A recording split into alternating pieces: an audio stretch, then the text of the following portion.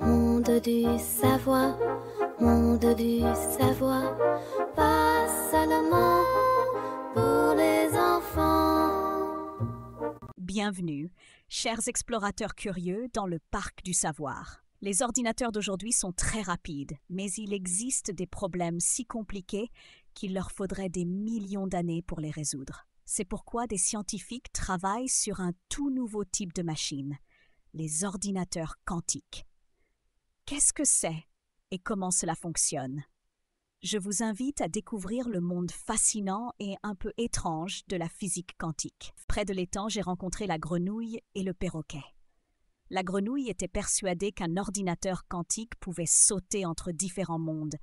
Elle racontait qu'on pouvait y jouer à un jeu où l'on se trouvait à 2 endroits à la fois. Le perroquet, lui, pensait que cet ordinateur fonctionnait avec des graines. Il croyait que plus on mettait de graines à l'intérieur, plus il calculait vite et que le résultat se voyait à la couleur des coquilles. J'ai expliqué que les ordinateurs quantiques ne servaient pas à voyager entre les mondes et ne marchaient pas avec des graines. Leur force vient de lois étonnantes de la physique qui s'appliquent aux plus petites particules de l'univers.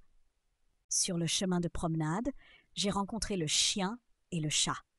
Le chien a raconté que lorsqu'il cherche sa balle perdue dans les buissons, il doit vérifier chaque chemin un par un.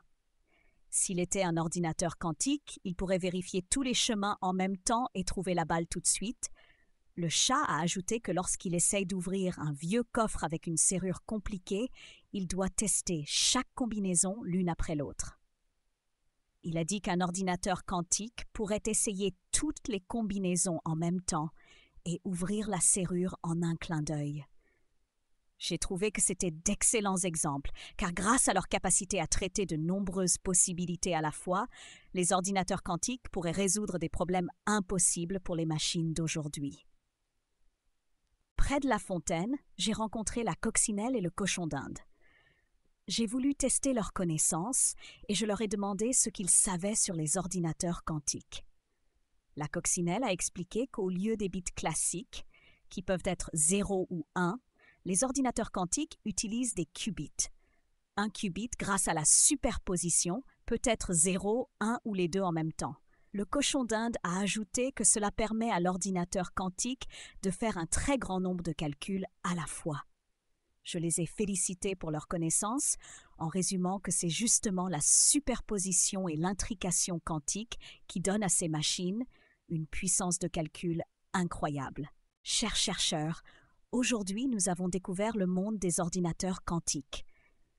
Nous avons compris qu'en utilisant les lois étonnantes de la physique quantique, ces machines pourraient un jour révolutionner la médecine, la science et la technologie. Même si elles sont encore au début de leur développement, leur potentiel est immense. J'espère que ce voyage dans le monde des atomes a éveillé votre imagination.